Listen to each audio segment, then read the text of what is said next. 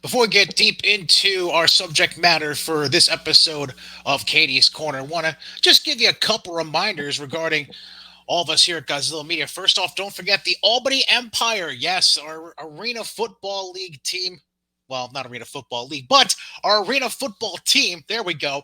They kick off their season at home on Saturday, April 23rd, hosting the Carolina Cobras, and the pregame show will be hosted by Godzilla Media starting at 3:30 p.m. live from MVP Arena. Make sure you either go check them out, go say hi to Gaz and Levac, or you can catch it live on Godzilla Media's YouTube channel. Make sure you get your tickets today for not just the season opener against the Cobras, but for all 7 home games, all the Albany Empire, by visiting the MVP Arena box office or go to albanyempire.nal.com. Also, Godzilla Media will be on the road on Thursday, April the 28th, live for NFL Draft first round coverage. That's right, Godzilla Media will be there. Will be live at the Iron's Edge, the new restaurant at the clubhouse of the Boston Spa Country Club. You can join Godzilla Media live on location. They're starting at 6:30 with the live broadcast, and we'll be live throughout the entire first round, where you can enjoy great drink specials, food, and of course, all the raucous football fans that'll be in that clubhouse at Boston Spa Country Club. Again, that's Thursday, April the 28th. For more information on the upcoming draft night broadcast, which will include Gaz and myself, amongst other Godzilla Media personalities, you can check out all of the listings for the live broadcast that Godzilla Media will be doing on GodzillaMedia.com.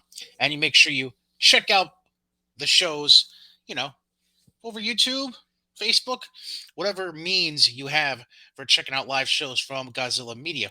That all being said, welcome to episode 2 of Cady's Corner, presented by Godzilla Media. Sponsored this week by the Albany Empire, Iron's Edge at Boston Spa Country Club, and of course, our friends over at Mohawk Honda. So let's just dive right in head first. Let's begin with our friends over in Queens. That's right, week in review for the New York Mets. The Mets get off to a real nice start to the season, taking the first 3 out of 4 in Washington before going to Philadelphia and taking 2 out of 3 from the Phillies. So the Mets now, they get themselves, isn't this cute? They get themselves a nice day off.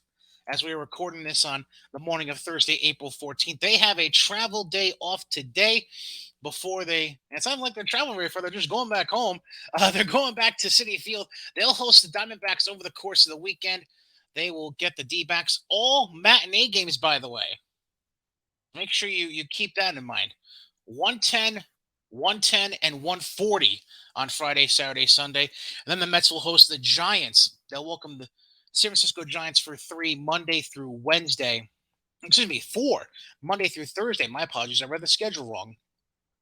And those will be 7:10 starts Monday through Wednesday, and then a Thursday matinee at 1:10, the get out day, so that the Giants and Mets can both hit the road. The Giants will be making their way back towards, looks like they're going to be going to the Nationals, while the Mets, they'll be traveling to the West Coast to start their series at the Arizona Diamondbacks next weekend. But before we even, you know, that's in the future. Let's take a look back though in the past. So right now, so far, the Mets, like I said, 5-2, very quality start. Have to keep in mind though this: those first 4 games did come against the Nationals. I mean, we know going into this season that the Nationals were going to be a very lowly team. They were going to struggle. They don't have a whole lot of firepower really, aside from Juan Soto and Josh Bell. It's just it's an offensively inept team. Right now, the rotation is not all that strong, really, and it's going to be basically heavily relying on Patrick Corbin and Steven Strasburg. Stop me if you've heard something like that before. Rotation heavily relying on Strasburg, and what happens when that does happen. And you take and all things considered, you face who's on your schedule.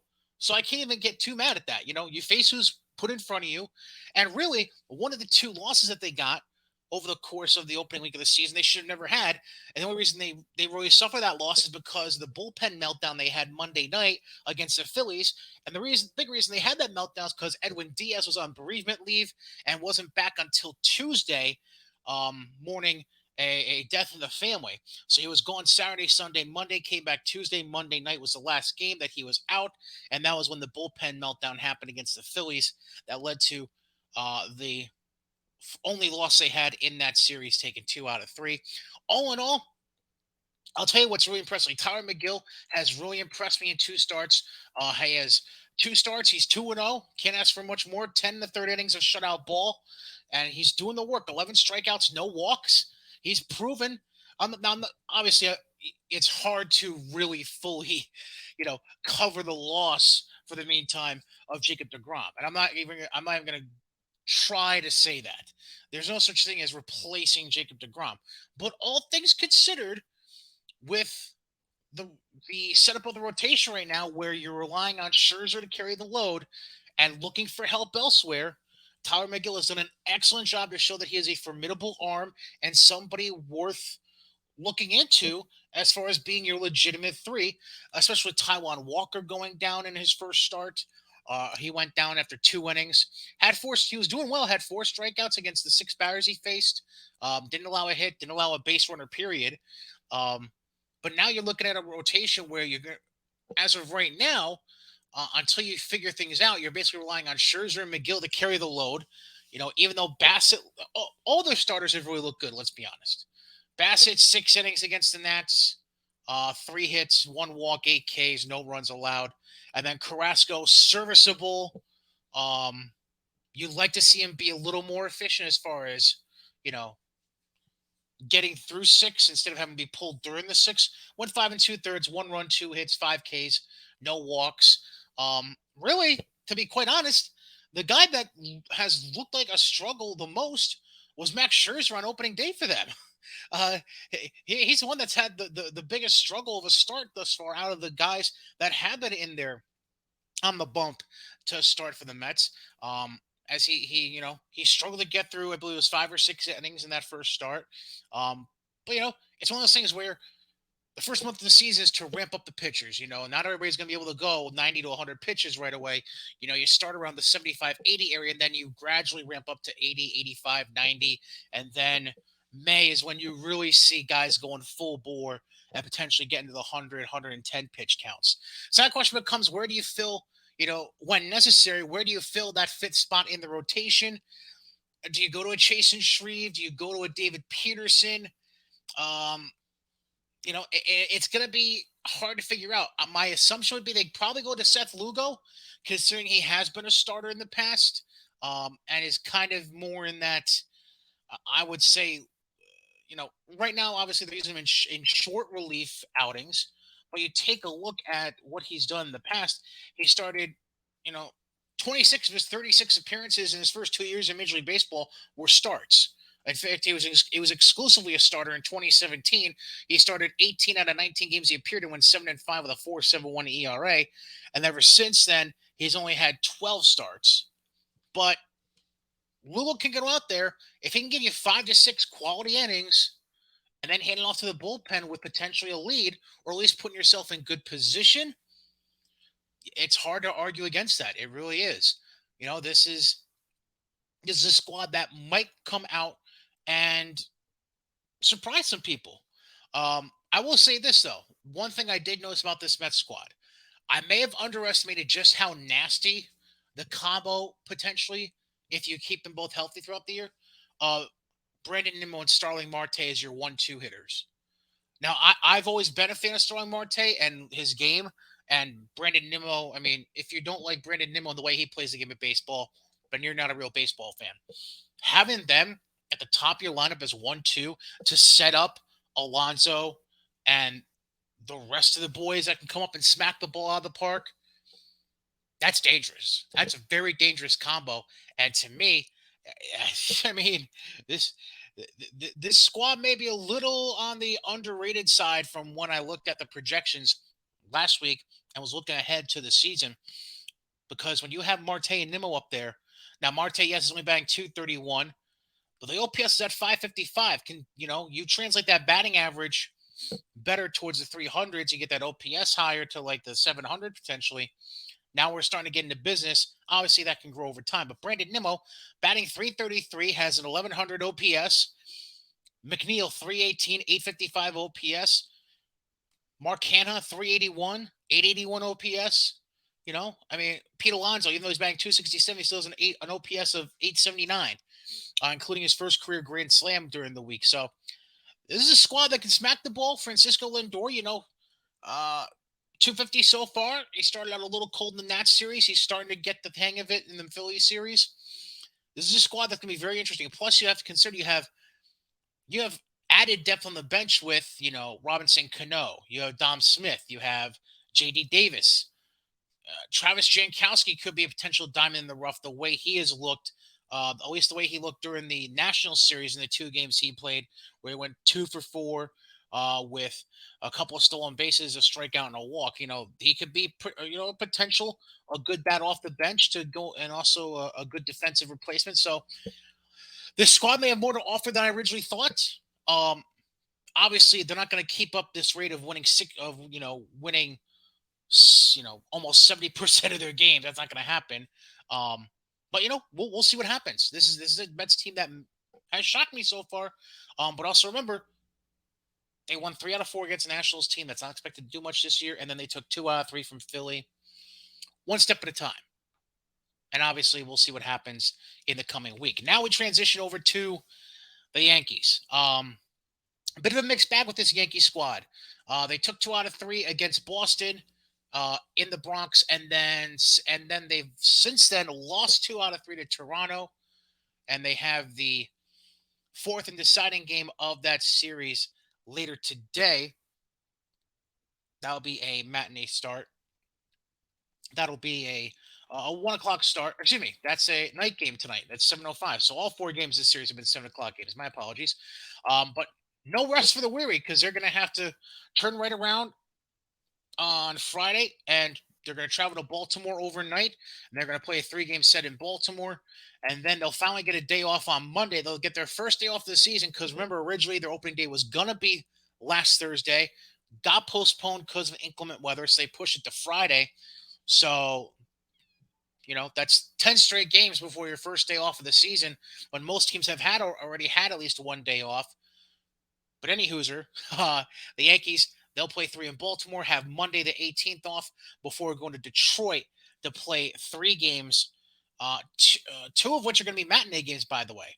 They play 6:40 on Tuesday night, and then they have a 1:10 start on Thursday, and then a 6. All right, so only one matinee game. My apologies. I misread the schedule. But any Hooser, see the Yankees for Baltimore and Detroit.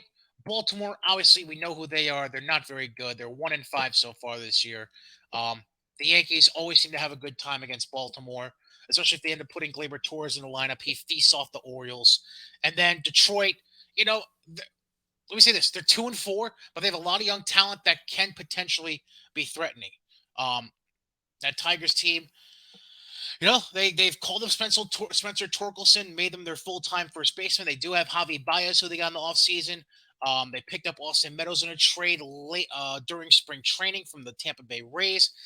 Akil Baddoo is somebody to look out for. Jaime Candelario. Jonathan Scope is at second base. So they also got Tucker Barnhart, the former Reds catcher. He's behind the plate now. And Eric Haas is kind of more of a DH role, it seems like. It's not it's a young team. It's an inexperienced team. I mean, their entire starting rotation is pretty much all in their mid 20s, except for Eduardo Rodriguez, who's 29. He's the senior of the bunch in that rotation. But there's a lot of promise for the future with this Tiger squad. But right now, they're not great. So it's again a mixed bag in that regard. But anyways, looking at the 6 games the Yankees have played so far, like I said, it's been here and there kind of. This is a team that you know looked good, despite Garrett Cole's inability to do anything, have a quality start in the first game against the Red Sox. The Yankees did manage to come back and win that game. Then they take care of things Saturday night, or Sunday afternoon, and then Sunday night, just couldn't get the job done. And then the story of this J series: stop pitching to Vlad Guerrero Jr. Can we establish that right now? Like, can somebody get it through Aaron Boone's head that Vlad Guerrero Jr. is the new Yankee killer, and we need to just stop pitching to him. If you're a Mets fan, you'll remember back in time the going phrase was that Chipper Jones was your daddy, basically. All right, Chipper Jones was a New York Met killer. Okay, fast forward to 2022, let's just call Vlad Guerrero Jr. the Yankee killer and just stop pitching to him in unnecessary situations to pitch to him. All right, if there is a person on base, pitch around him. Do not pitch to him. Just let's just get that through our heads, get that into embedded in the brains of every pitcher on the staff, every pitcher in the bullpen, your pitching coach, your strength and conditioning coach, Hal Steinbrenner, whatever. Get it through your heads. You don't pitch to Vladdy. Don't do it. He's got 4 home runs this series, 3 alone in Wednesday night's game, and a 6-4 loss. Now, granted, the first home run was kind of iffy. Yankees thought it hit the top of the wall. Umpires decided it hit something beyond the wall, not the top of the wall, so they called that a solo homer. Whatever. That's beside the point because that run didn't matter anyways. Because even if you take that off the board, it's still a 1-run loss. It's still a 5-4 game. Stop pitching to Vlad Guerrero Jr. He's a Yankee killer. He's becoming a bona fide Yankee killer. Stop it. Stop it. Stop it. All right. Just enough. Enough. Like this Yankee team. Here's the problem with this Yankees team. Okay. Um. Now this team, all in all, I mean, they're all producing pretty well for the most part. Now Joey Gallo obviously being disappointing so far, but you can't ask for much more than what you're getting. Giancarlo Stanton, he's got 2 home runs, good for him, but he's only batting 238. But the rest of the lineup, you can't say too much about. I'll get to the two exceptions in a moment. Rizzo's batting 300 with 3 home runs. Glaber's 278. Hicks is 353. Judge is batting just under 300. Just his first homer of the season. DJ LeMahieu's just under 300. So the guys you're expecting to get the job done are doing a good job. Now, Joey Gallo, obviously, a disappointment so far. He's 3 for 16 so far on the season. But he's also walked 5 times, which is tied for the lead on the team with Rizzo. So, at least he has a 381 on base percentage. So while the batting average isn't there, the on base percentage is serviceable. But here's the innate problem with this squad. If all 3 of these guys are in the lineup together, and for the most part they have been to start the season, that bottom third of the lineup is hot garbage. Donaldson, 217. You know what you were getting when you traded for Donaldson. Let's just put that out there. You know what you're getting with Donaldson. You're not gonna get the Josh Donaldson, that was mashing 5, 6 years ago. You weren't gonna go out there and get the Josh Donaldson who hit, back in 2015 with 297 with 41 home runs. You weren't gonna who won the MVP. You also weren't gonna get the Josh Donaldson from 2016 who was 4th in the MVP voting and hit 284 with 37 homers. You're not getting that. Like, even if you go into 2017, he batted 270 with 33 homers in just 113 games. Now, granted, he eventually had a bounce back year in 2019 in Atlanta because he actually stayed healthy for 155 games. He batted about 260 with 37 homers and finished almost top 10 in the MVP voting. But then it was back to reality in 2020 and 2021. He's never finished above 250 in batting either of those seasons. Now, yeah, he had 26 home runs. Yay, congratulations. Like, you have enough masters. You didn't need, like, here's the bottom line. This is something that I feel like the Yankees don't understand. All right, home runs are great for. Let's give the overall time span. Home runs are great from Memorial Day to Labor Day, but the first 2 months before Memorial Day and then 1 to 2 months, depending how far you go in the postseason after Labor Day, home run hitters don't mean a damn thing. They don't mean a damn thing. When you're playing in colder weather before Memorial Day and after Labor Day, you want guys who get on base without needing to hit home runs. Guys who can, you know, make their way onto the base paths without needing to hit a ball 450 feet. Which is why I like guys like DJ LeMahieu. They have other ways of getting on base. Gleyber Torres. They don't have to rely on hitting a ball into the stands every time they want to get on base or produce a run. That's the lead problem. Now, speaking of the Yankees, there's people who want to give crap to Aaron Judge for turning down what reportedly was an 8-year, $230 million deal around the time of opening day last week. And reports were coming out that Judge was looking for Trout money and or a 9th year on his contract when he was negotiating with the Yankees. Now, Judge since denied that rumor. But here's the innate problem, though, for Aaron Judge. Was saying he wanted to be a Yankee for life. That's obviously it's a cliche thing for somebody to say whenever they've been with a franchise since the start of their career. You hear it all the time in the NFL. Guys who are like they're drafted by the team. They've been with them since day one. For example, Derek Carr, the Las Vegas Raiders. He just got a 3-year contract extension worth $40 million a year as their quarterback. He's been with the Raiders since day one, and he said in his press conference after getting the contract extension he wanted to be a Raider for life. It was the Raiders or no one. It's cliche for athletes to say stuff like that. But Aaron Judge saying he wanted to be a Yankee for life. I believe that he started saying that about a year or two ago.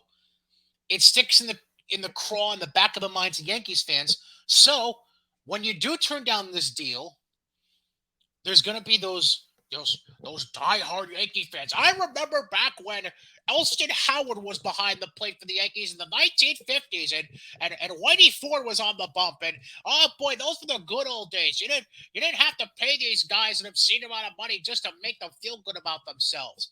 And they're gonna be angry at Aaron Judge because he's just ungrateful and he's greedy and he's money hungry and he just wants to get paid and he doesn't want to do half the work involved in getting the money. Shut up. That's the crew of Yankee fans you're never gonna please.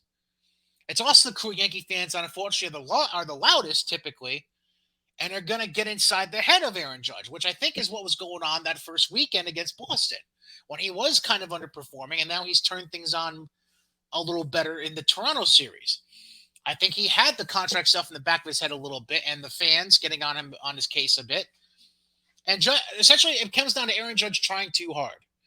He was trying too hard, and now he's just, I think he must have been pulled aside at some point, because I feel like we've seen a more relaxed Aaron Judge in this Toronto series, and now he's starting to produce at Aaron Judge levels again. I mean, for those Yankee fans who, we should be in the World Series every year. Like, how do we not get in the World Series? I mean, look at this roster. Look at how we put $200 million into this roster. They're the loudest and the worst Yankee fans in the world. And I'm a Yankee fan, right? I'm a Yankee fan saying this. The loudest Yankee fans are the worst Yankee fans because they say the stupidest stuff and have the dumbest beliefs that, we're entitled. We have an entitlement to be there because we spend so much money and we get all the good guys. Shut up. If you got all the good guys, you wouldn't have settled for Isaiah Kiner Falefa as your damn shortstop. You wouldn't have settled with Kyle Higashioka as your starting catcher this year. Both of them who are batting under 100, by the way, to start off the young season. In case you didn't know this. Higashioka batting 056. I'm sorry. Isaiah Kiner Falefa must have gotten a hit late in last night's game because, he's .059. Sorry, I was looking at his on-base percentage because he has a walk, so his on-base percentage is 111.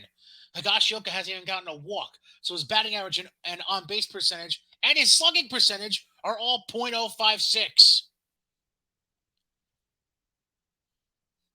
1 for 18. Meanwhile, Connor Fluff is 1 for 17 with a walk. Yikes. Freaking yikes. That's all I got to say to that. If those guys don't start driving in runs, it's going to be a long season for both of them. Speaking of driving, if you are looking to drive home with a brand new or certified pre-owned vehicle, you're going to want to head over to Mohawk Honda. Because right now, this spring is the perfect time to get top dollar for your trade-in with the Kelly Blue Book Instant Cash offer. You get a check in your hand the same day you come in with your vehicle to get reviewed for a buyout. You can very simply just take that check to the bank and thank you very much, deposit that in, you get a nice comma into that bank account. See a comma with 5 digits around it. Yeah, that's good. Or take that money and put it right into a newer certified pre-owned vehicle right there on the lot of Mohawk Honda. Very simple. Because the new vehicle inventory just continues to roll in at Mohawk Honda. And of course, they have the best selection of certified pre-owned vehicles. I know, for example, myself and the wife, as I've been saying for the last week or so, we're studying. We're looking at what we want for the future because we're potentially looking to take our 2 vehicles and trade them in for one vehicle for the family use. So we've been taking a look. We've been checking out the inventory, both new and certified pre-owned. And if you want to check them out and follow all the vehicles coming on the lot at Mohawk Honda, you can go ahead, follow their Facebook, their Twitter, other social media platforms, or just go to MohawkHonda.com. And also don't forget that they have their annual pet adoption clinic coming up on Sunday, April the 24th. Make sure you check out all the news about that on their Facebook page. As all Mohawk Honda sales and leasing consultants will work with you to find the best vehicle for your budget and lifestyle, whether it's new or certified pre-owned. Make sure you go and visit Mohawk Honda in Scotia, Glenville, where they always go out of their way to please you. Just a couple things I want to touch on quick, aside from the Mets and Yankees. Number one, so the Mets had a game, I believe it was game 2 of their series against the Nationals. Yeah, it was Friday night. So game 2 of their series against the Nationals, obviously there was the broadcast on SNY with Gary Cohen, Keith Hernandez, and Ron Darling. But they were also broadcasting a game on Apple TV. So I decided, what the hell? I'll give them a shot. So I signed up for the free 1-week trial of Apple TV Plus with my Apple ID and uploaded the app on my Roku TV. I put it on. Now, I'll say this. Not every single thing about the Apple TV broadcasts are bad. Like, I'm a fan of some of the statistical stuff that they'll put up on the screen. Like, I kind of like the percentage chance of getting a hit during the at-bat and how it fluctuates over the course of the at-bat based on balls, strikes, and foul balls. I'm kind of hip to that. As somebody who's in their mid-30s and a little more hip to statistics and sabermetrics than, say, a 50 or 60-year-old baseball fan, I can dig that. I can go with that. But in the end, what makes a broadcast for any sport, whether it's on TV or on the radio, are the personalities calling the games. And I'm sorry. I love Chris Young. I love Cady Nolan. But the broadcast teams that worked those games on Friday night just didn't do it for me. Especially the team that was working the Mets Nationals game, the early game of that doubleheader they had on Friday night. I couldn't do it. I couldn't do it. I gave him a shot, but I couldn't do it. I just couldn't do it. But,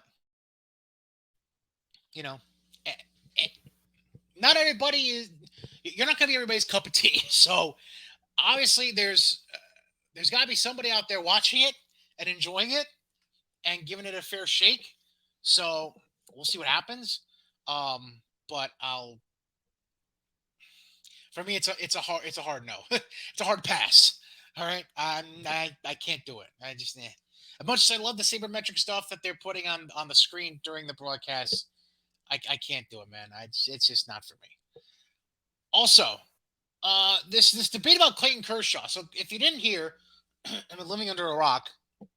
So we're recording this, like I mentioned, on Thursday, April 14th in the morning. So yesterday, Wednesday, April 13th, Dodgers are playing in Colorado. Not in Colorado. They're playing in I want to say it's in Minnesota. They were playing in Minnesota, and Kershaw had a perfect game through 7 innings and had thrown, I believe it was 80 pitches, if I remember correctly. Don't quote me, but I believe it was 80 pitches. I'm trying to look at the box. Oh, there it is. Yeah. He threw 80 pitches, had 13 strikeouts. Like I mentioned, he was throwing a perfect game through 7. Uh, Came into the dugout. Didn't really seem to have too much of a conversation with Dave Roberts, the manager. And Kershaw ends up not going out for the 8th. And they bring in Alex Vesia. He comes in, gets the first out, and then gives up a base hit. And that ended the perfect game. Vesia would also give up a walk during that inning. And then Justin Brule would come in and pitch a 1-2-3 ninth. So the Twins would finish with 2 base runners over the course of the game with the hit, the single, and the walk in the 8th against Vesia.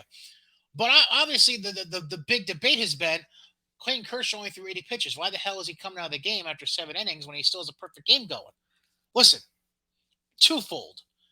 Number one, it goes back to what I mentioned involving the performance of Max Scherzer.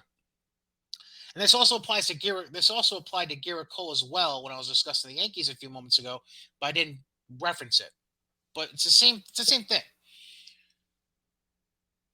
When pitchers are coming into the season, especially this season when there was an abbreviated spring training and they didn't get nearly as many reps as they would have during a traditional spring training, you're not going to see guys go out there throwing 100, 110 pitches right away. They got to ramp themselves up and work their way up to that. Like I know fans, they've come in with this mentality that, oh, the season started basically on time, so they're just gonna play like they normally do in any other season. No, no. What, even when they have a traditional length spring training, you rarely see guys come out here opening week of the season throwing 100 pitches. Usually they cap themselves about 85, 90 at the most, and then work their way up towards the 100 or 105, 110 mark come late April, early May, and then it's anchors away the rest of the year. But like Garrett Cole, he could have pitched more than 5 2/3 against Boston and didn't. He could have gone further than he did against Toronto this week, but he didn't. Scherzer could have gone further than he did in his 2 outings so far against the Nats and the Phillies, and he didn't.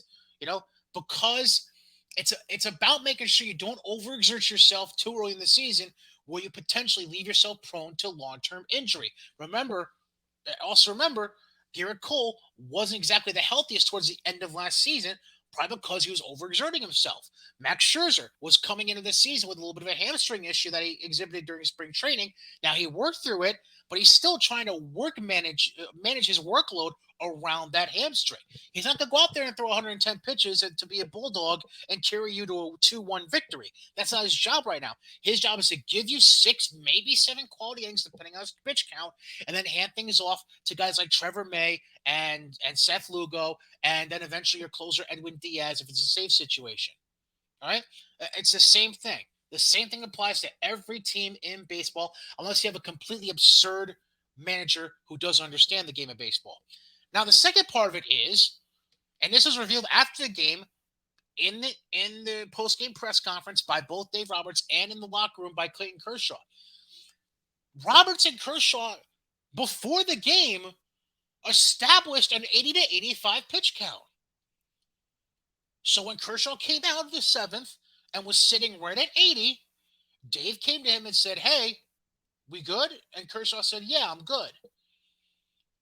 And by the way, even before that, when Kershaw came out after the 6th inning and was perfect through 6, Dave came up to him when I think his pitch count was around the high 60s, maybe 70. And he went to Clayton and wanted to make sure he still wanted to go out for a 7th inning, even though he wasn't at the pitch count that they had discussed pregame.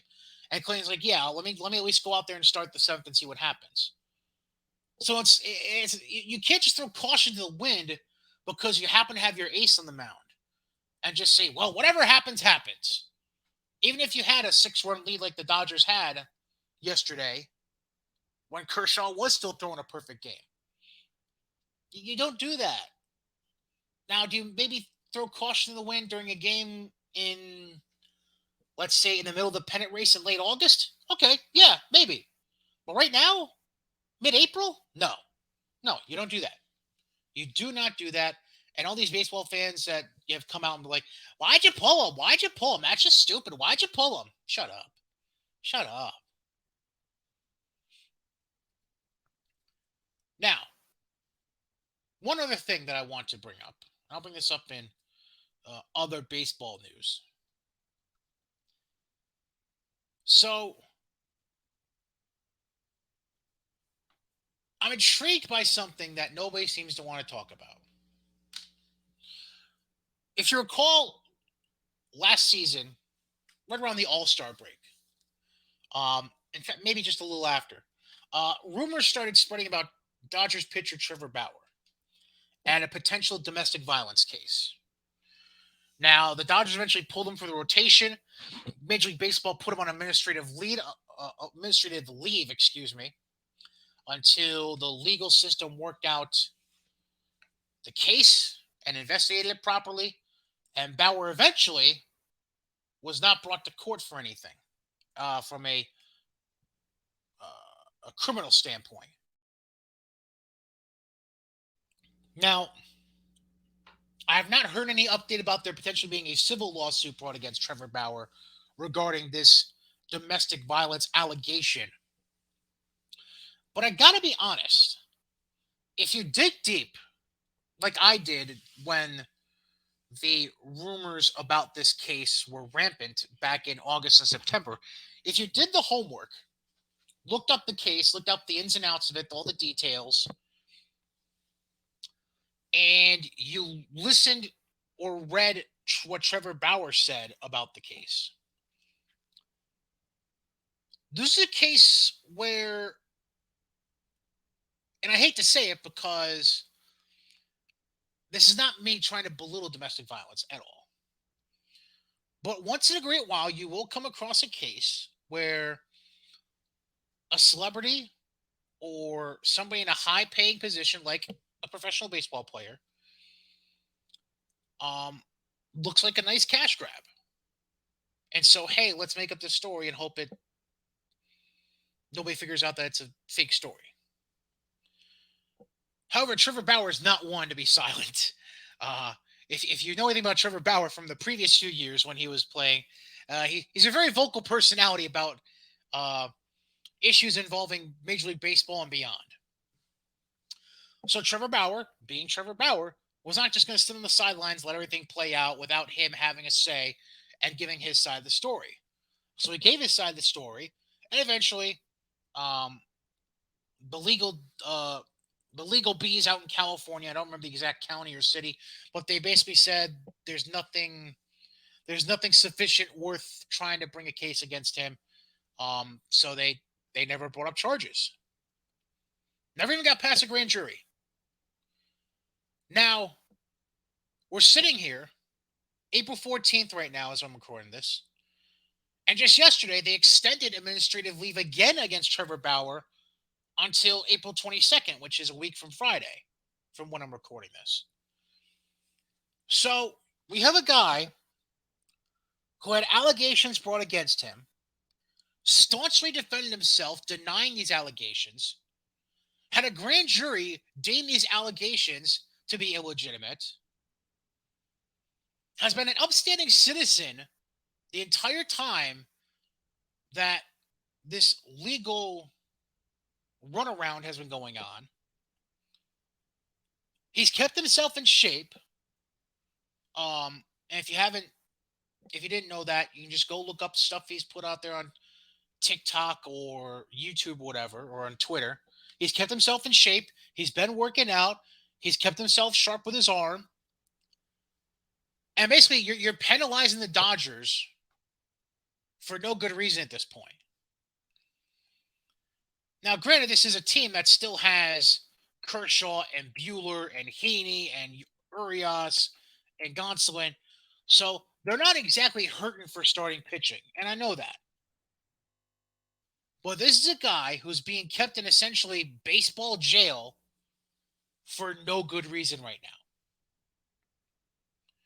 You would think after, because essentially what this has been is a league suspension without legally, without actually people coming out and saying it's a suspension. And that's exactly what it's been. And nobody seems to want to say anything about this. Nobody wants to step to the plate and say, you know what, maybe we should consider letting this kid back on the mound.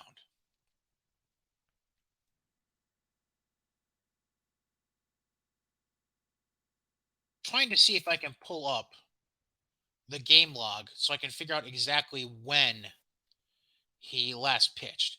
I want to say his last game was before the trade deadline last year. I could be wrong, but I'm pretty sure it was right before the trade deadline that he was pulled. Um, but I mean, you just you're holding him hostage without saying you're actually holding them hostage, and I just don't understand why we're continuing this runaround.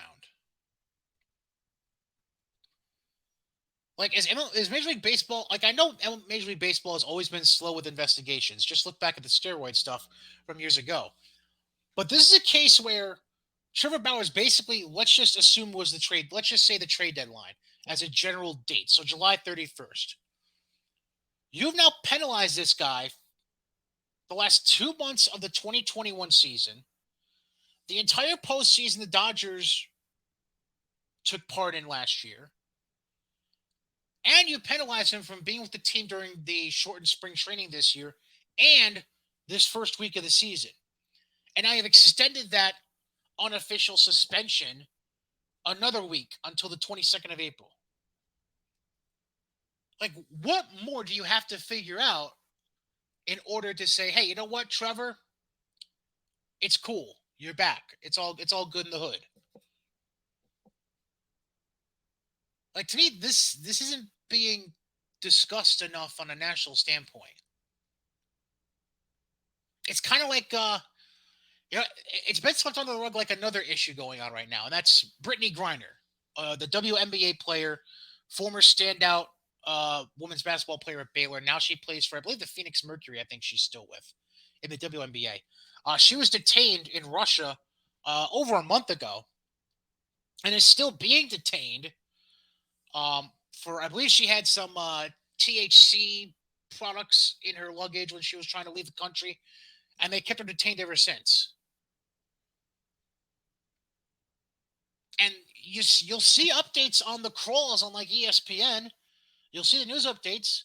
Like, for example, the latest update from like a day or two ago was the Phoenix Mercury announcing they're still going to pay her full salary, and the WNBA commissioner coming out and saying that they're continuing to try and find a way to get Brittany Griner back into this country.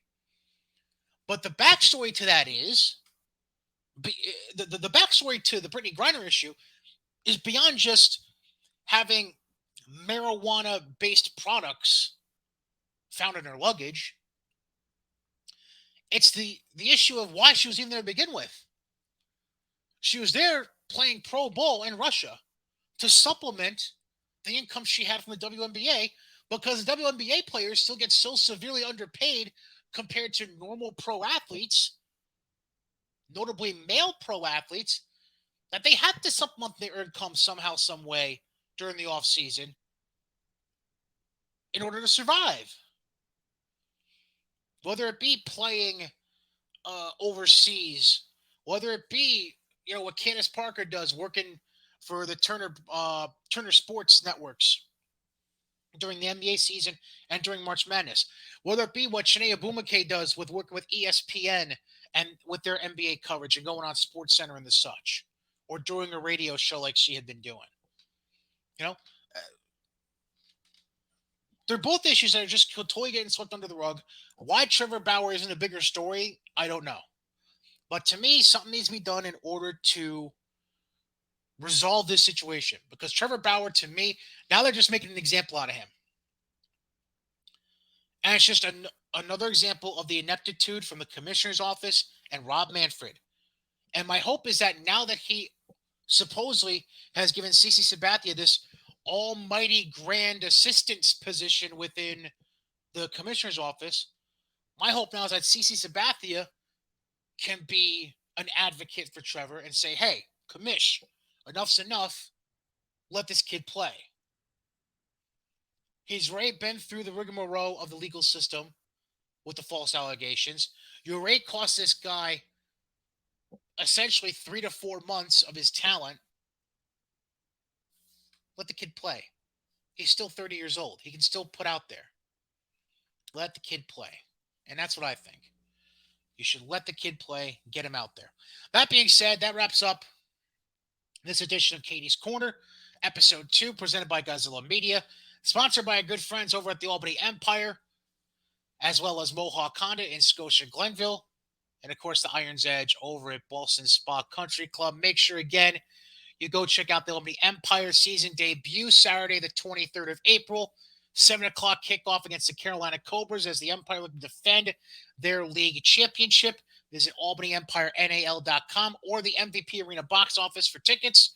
And of course, Iron's Edge, Boston Spa Country Club. Make sure you come check us out on Thursday night, April 28th for a live NFL draft opening round party. 6:30 start to the broadcast, and we'll be there the entire first round of the draft.